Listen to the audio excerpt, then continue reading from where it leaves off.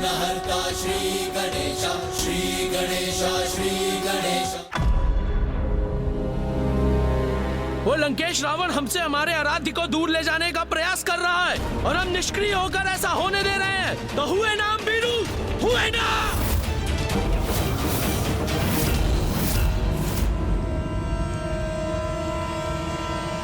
किंतु नंदी जी, जब स्वयं महादेव ने वरदान देकर लंकेश्वर को आत्मलिंग प्रदान किया है, तो हम इसमें हस्तक्षेप कर भी कैसे सकते हैं?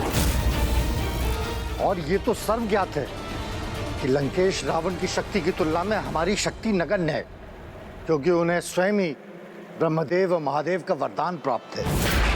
और नंदी थी, हम महादेव का दिया वरदान हम थोड़े लगा सकते हैं। तो क्या हम कैलाश को शिवविहीन होते देख सकते हैं?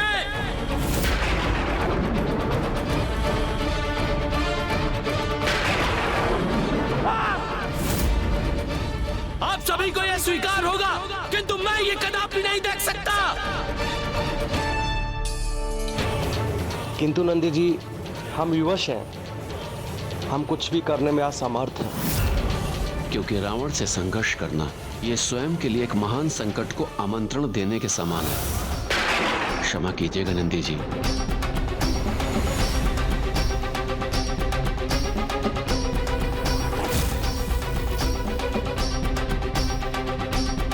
हमें ये जीवन किसने प्रदान किया है? हमारे प्रभु महादेव ने। और यदि यह जीवन उनके लिए उपयोगी नहीं है, तो व्यर्थ है ये जीवन, व्यर्थ है ये देह। इसका तो नष्ट हो जाना ही उचित है।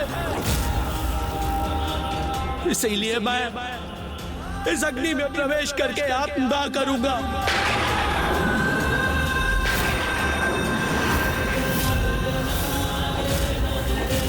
और आप सभी इसी प्रकार अपने नेत्र झुकाए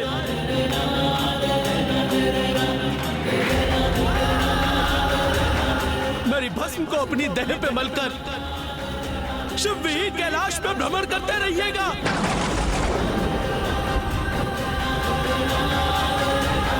कदाचित अब तक नंदी जी ने समस्त शिवगणों की सहायता से प्रभु की आत्मलिंग को यहीं स्थापित करने का कोई ना कोई उपाय अवश्य ढूंढ लिया होगा। क्या बात है गौरी पुत्र, मेरे द्वारा नंदी जी का नाम लेते ही आप गहन विचार में डूब जाते हैं। कहीं आप दोनों ने कोई योजना तो नहीं रची है? योजना? कैसी योजना लंकेश? हमारे मध्य जो संवाद हुआ उसके तो साक्षी आप ही थे ना, इसलिए आपके संदेह का कोई कारण नहीं। फिर उचित है। अब सुनिए आगे की कथा। प्रभु महादेव का आदेश पाकर काल भैरव जी ने सर्वथा उचित कार्य ही किया। उन्होंने ब्रह्मा जी का एक शीश उनके धड़ से विलग नहीं किया, अपितु उनके अहंकार को ही उनसे विलग कर दिया था। मुझे अपने अहंकार से मुक्त कराने के लिए आपको कोटि कोटि प्रणाम प्रभु काल भैरव। कल्याण हो।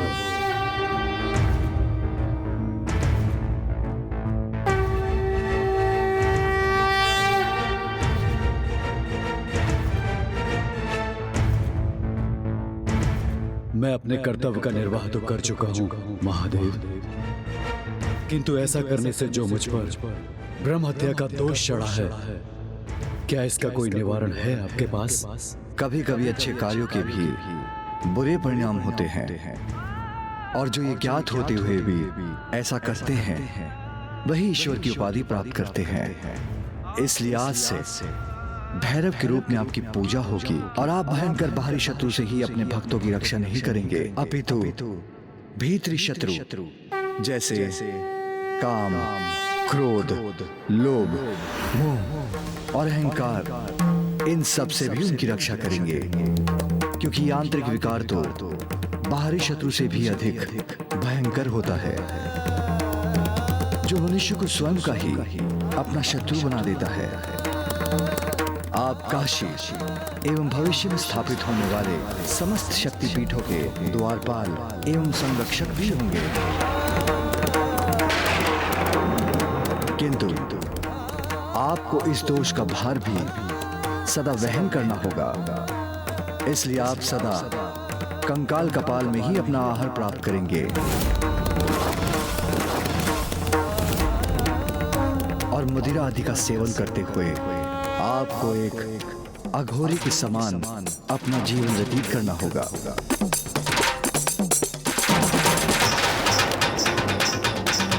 प्रभु, आपके समस्त वरदानों के साथ आपके इस दोष का प्रभाव भी स्वीकार है मुझे। बड़ी शक्ति के साथ बड़े कर्तव्य भी निभाने होते हैं। जैसे प्रभु भैरव ने जहाँ एक और ब्रह्मदेव को अहंकार से मुक्त रहने का पाठ सिखाया, वैसे ही स्वयं भी ब्रह्म हत्या के दोष का परिणाम भोग कर अपने कर्तव्य की मर्यादा का पालन किया।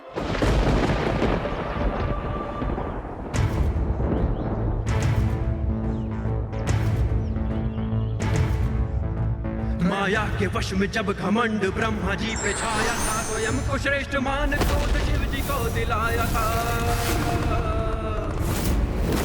तब काल के समान रूप काल भैरव का लिया, आकाश के सर पांचवा ब्रह्मा जी का पृथक किया। ओम नमः शिवाय, ओम नमः शिवाय। पर दोषी हुए ब्रह्म हत्या के लिए सर काट के फिर पहुंच काशी, मुक्त हुए ब्रह्म हत्या पाप से। भक्तों के लिए बन गए काशी के कोतवाल, भी मिलती है शक्तियां अपार कर्तव्यों के साथ भी। शिवाय, ओम नमः शिवाय, ओम नमः शिवाय, ओम नमः शिवाय, ओम नमः शिवाय, ओम नमः शिवाय।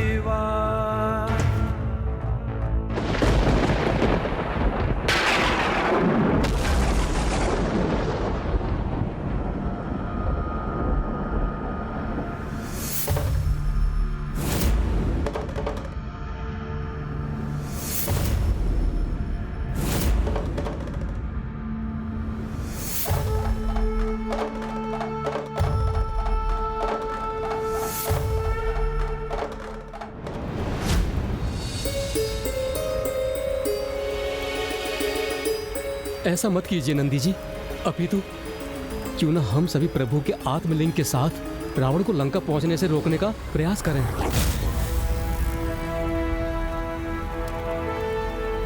नंदी दी, मैं भी आपसे तात हूँ और उत्ते ले दो भी आने वाली होता हम तले दे।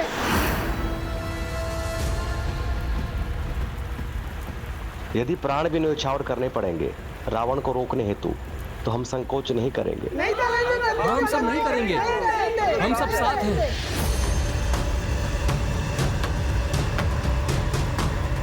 तब तो हमें तनिक भी विलंब किए बिना एक ऐसी योजना का निर्माण करना चाहिए जिससे लंकेश के लंका पहुंचने से पूर्व ही प्रभु का आत्मलिंग स्थापित हो जाए और महादेव सदैव कैलाश में रहें।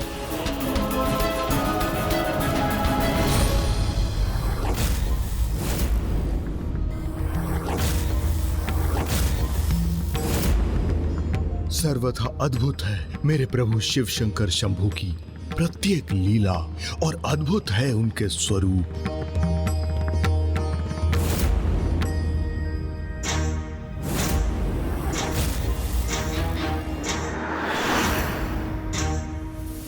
प्रतीत होता है कि प्रभु काल भैरव दशानन का आशय समझ गए हैं, इसलिए कहीं क्रोध के आवेश में आकर ये रावण का सर्वनाश ही ना कर दे। हम प्रण लेते हैं कि हम प्रभु के आत्मलिंग के साथ लंकेश को लंका पहुंचने से रोकने के यथासंभव प्रयास करेंगे।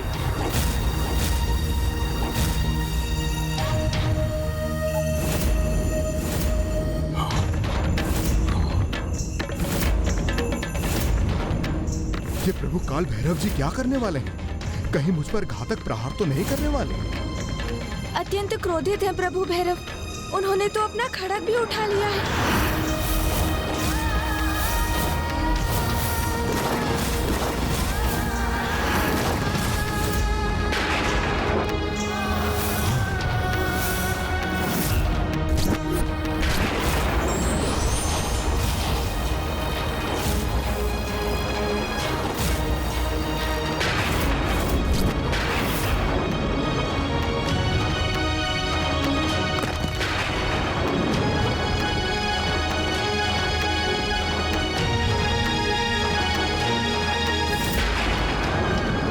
मुझे ही शीघ्र कोई उपाय कर प्रभु भैरव के क्रोध को शांत करना होगा।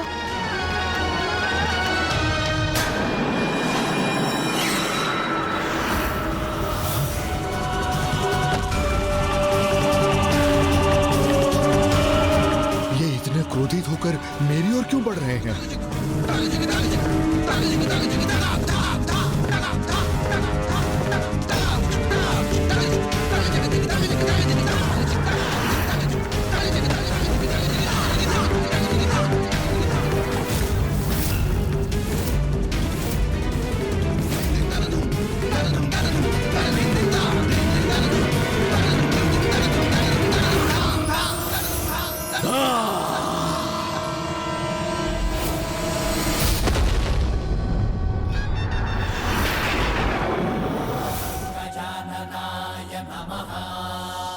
अब मेरे प्रभाव से समस्त संसार की गति धीमी हो जाएगी और इस अवधि में मैं प्रभु भैरव का क्रोध शांत करूंगा।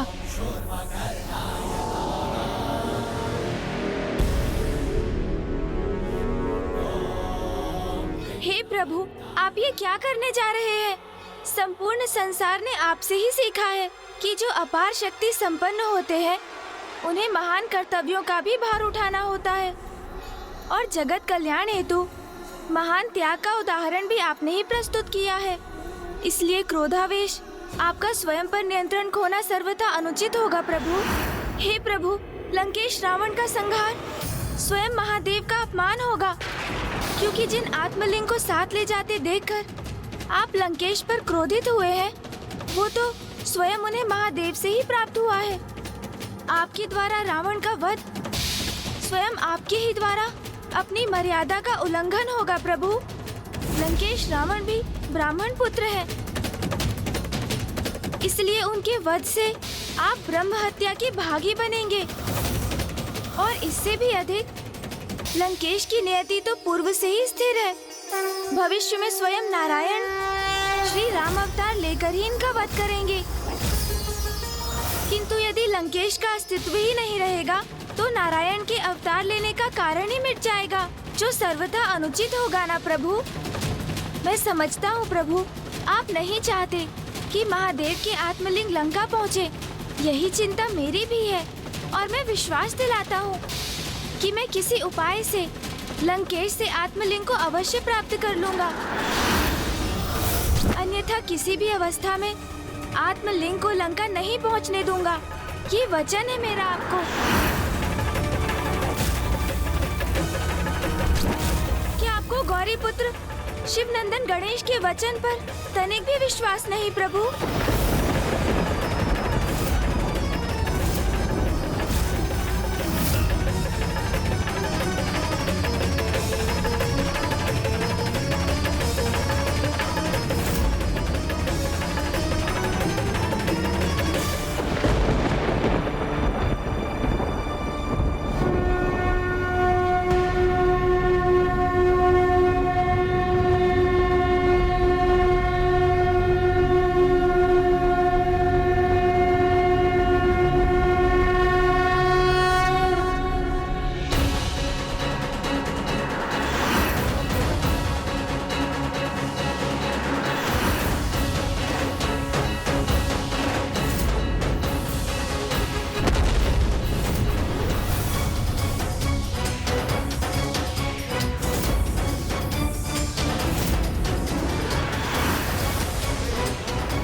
प्रभु भैरव के क्रोध से जो संकट उत्पन्न हुआ था वो टल गया, इसलिए मैं भी ब्रह्मांड की गति को यथावत कर रहा हूँ।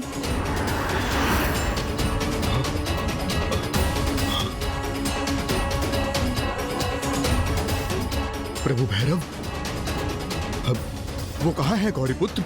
वो तो हमें आशीष देकर अंतर ध्यान हो गए लंकेश।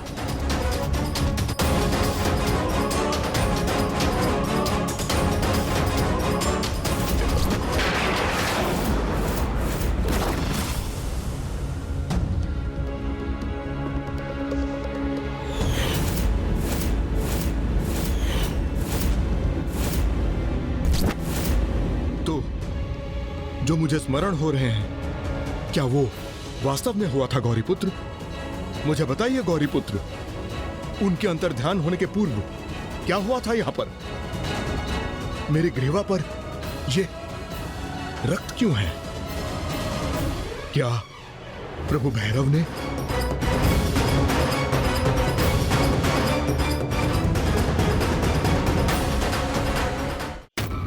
ये घाव हाँ, क्या कैसे उत्पन्न हुआ गौरीपुत्र?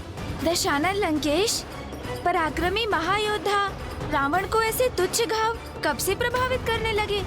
उस पर ध्यान मत दीजिए आप, और चिंता मुक्त होकर स्मरण कीजिए जो स्वयं प्रभु भैरव ने हमें दर्शन प्रदान किए थे।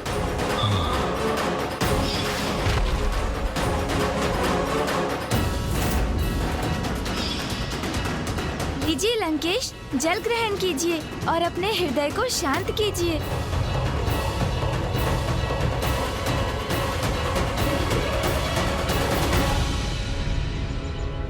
लंकेश, इस घटना को लेकर कोई विचार न करे, वही उचित होगा।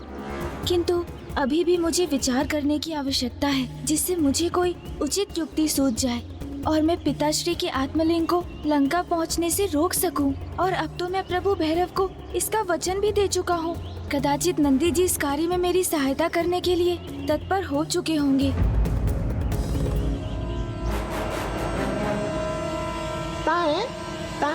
अरे तोतला!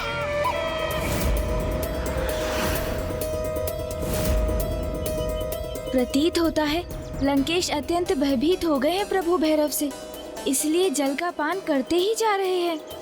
कदाचित इसी कारण मेरी इन्हें जल का पान कराने की युक्ति सफल हो जाए।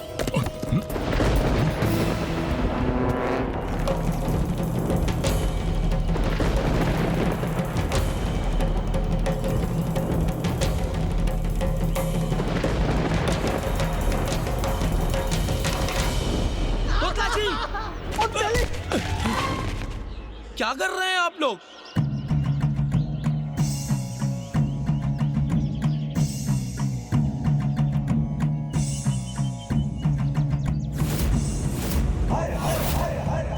गणेश जी ने परोक्ष रूप से मुझे संकेत दिए थे। प्रथम संकेत, आप इन्हें रोकना ही चाहते थे, तो आप सभी को अपनी बुद्धि का प्रयोग कर किसी युक्ति से इन्हें रोकने का प्रयास करना चाहिए था ना। और द्वितीय संकेत था, अब ये प्रभु के आत्मलिंग को लंका जाकर स्थापित कर दें, अथवा लंका के मार्ग में ही स्थापित कर दें। जो गणेश जी ने कहा था उसके अनुसार हमें लंकेश से युद्ध नहीं करना चाहिए, अपितु किसी युक्ति का प्रयोग कर चतुराई से प्रयास करना चाहिए, ताकि किसी भी प्रकार से लंकेश के हाथों से यह आत्मलिंग मुक्त हो जाए और लंका न जाकर यहीं धरती के स्पर्श से स्थापित हो जाए।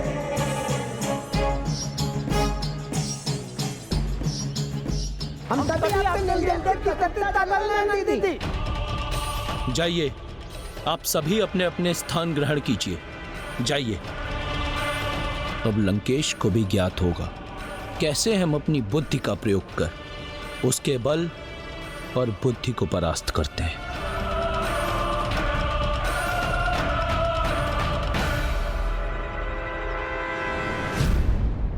क्या हुआ लंकेश? कोई अन्य भी अवश्य है यहाँ पे।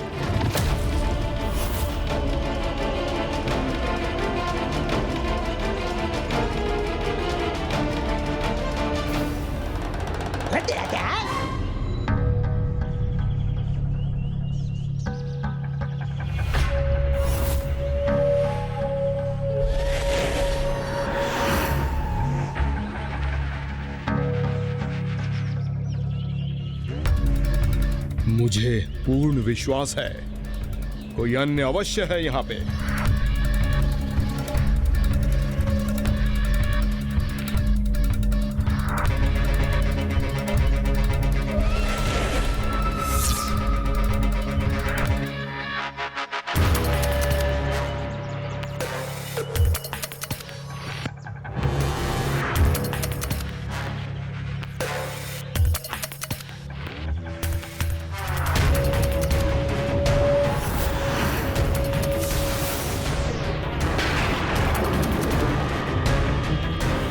कुछ दिखाई तो नहीं देता, किंतु मुझे आभास अवश्य हो रहा है। कुछ तो है जो मेरे नेत्रों से छिपा है यहाँ।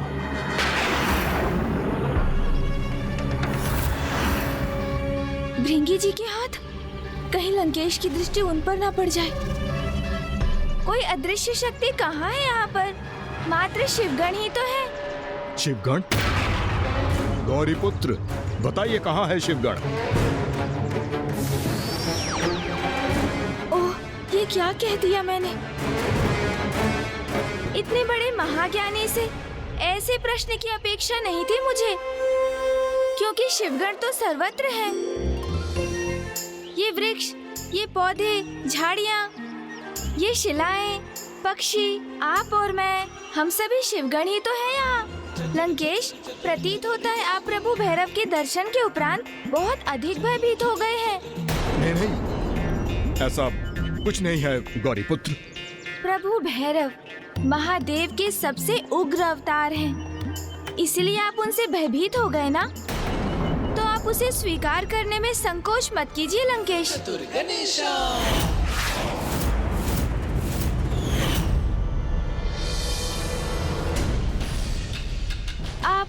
आप किस विचार में डूब गए लंकेश? प्रभु शिव शंकर शंभू के एक और उग्र अवतार का स्मरण हो आया था गौरीपुत्र। अच्छा, तो कौन है वो और क्या कथा थी उनकी? वीरभद्र जी हैं वो। वीरभद्र जी से तो मैं भी परिचित हूँ लंकेश। उनके अवतार से तो सभी परिचित हैं गौरीपुत्र, किंतु उन्होंने इस अवतार में संसार को एक अत्यंत ही महत्वपूर्ण सीख भी दी थी, परंतु बहुत ही कम मनुष्यों को ज्ञात हो गए इसके विषय में गौरी नंदन। अच्छा, वो क्या सीख थी लंकेश? कृपया बताइए।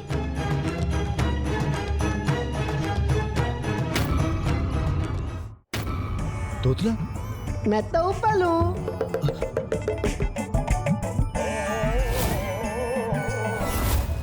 इस शिला के भीतर से ही मैं अब लुढ़कता हुआ जाऊंगा और एक तीव्र वेग के साथ लंकेश को टकराकर उसे भूमि पर गिरा दूंगा।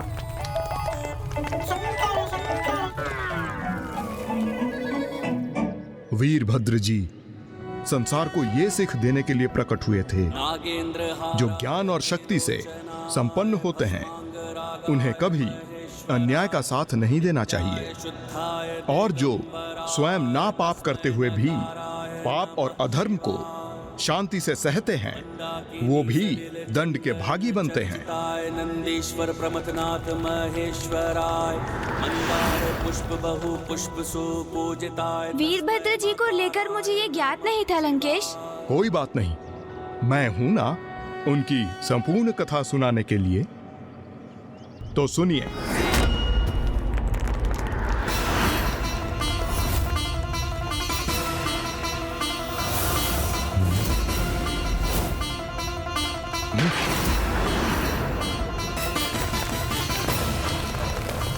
लंकेश, आप मुझे कथा सुनाइए ना।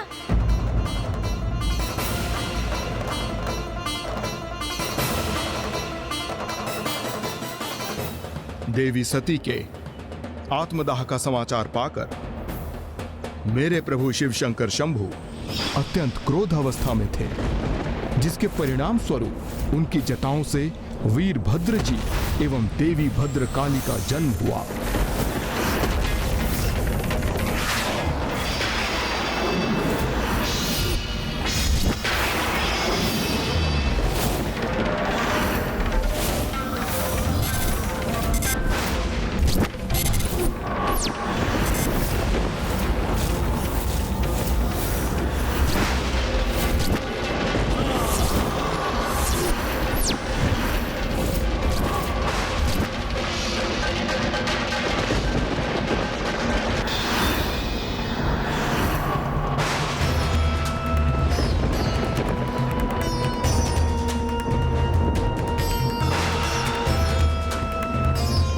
देवी भद्रकाली,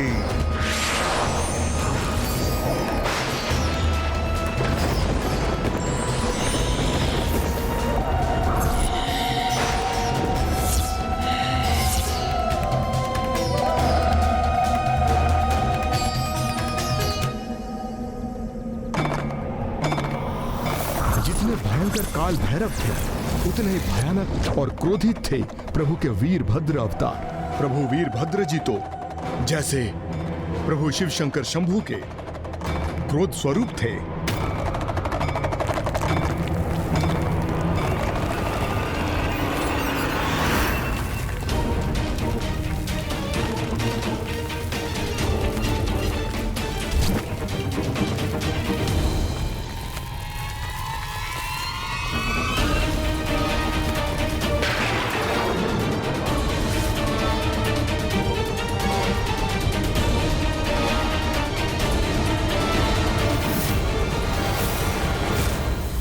ये शिला यहां क्यों है?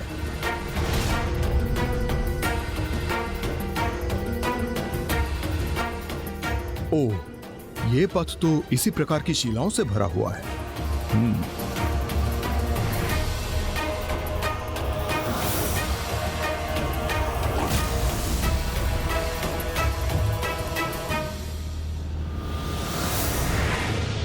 बेताल जी यहाँ पहुँच तो गए हैं, किंतु योजना क्या है उनकी? अब इस चढ़ाई पर भला वो कैसे लुढ़क पाएंगे?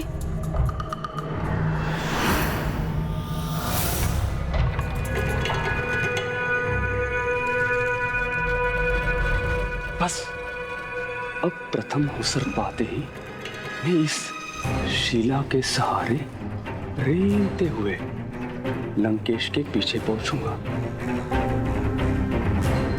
और अचानक उनके चरण खींच लूंगा ताकि वो अपना संतुलन खोकर भूमि पर गिर पड़े और आत्मलीन भूमि का स्पर्श करके इसी स्थान पर स्थापित होंगे।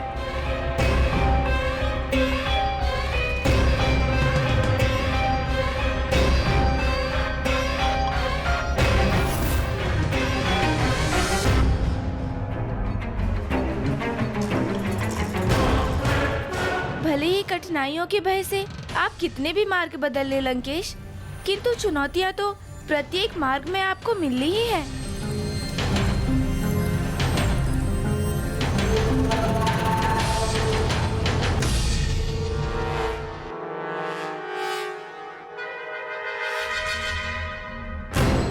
मुझे जो करना है इसी क्षण करना होगा, अन्यथा मैं यह अवसर गवा दूंगा।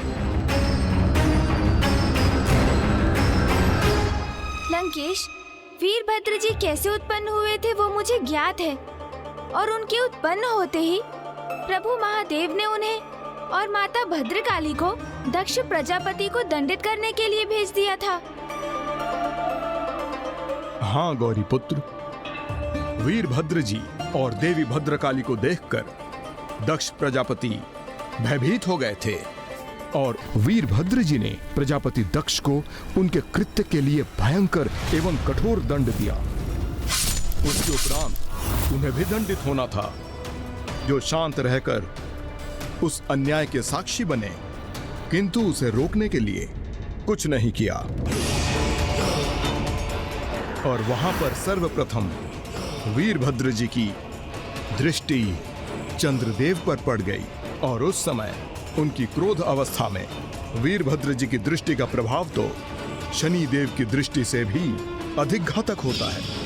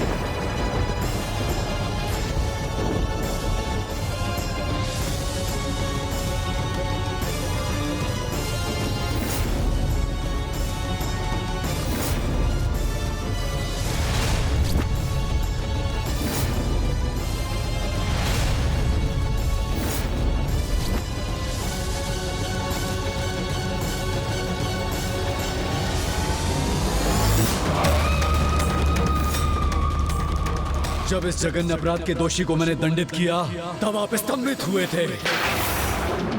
जब ये पाप घटित हो रहा था तब शांत बैठे थे आप। दक्ष प्रजापति को रोकने का एक प्रयास तक नहीं किया आपने।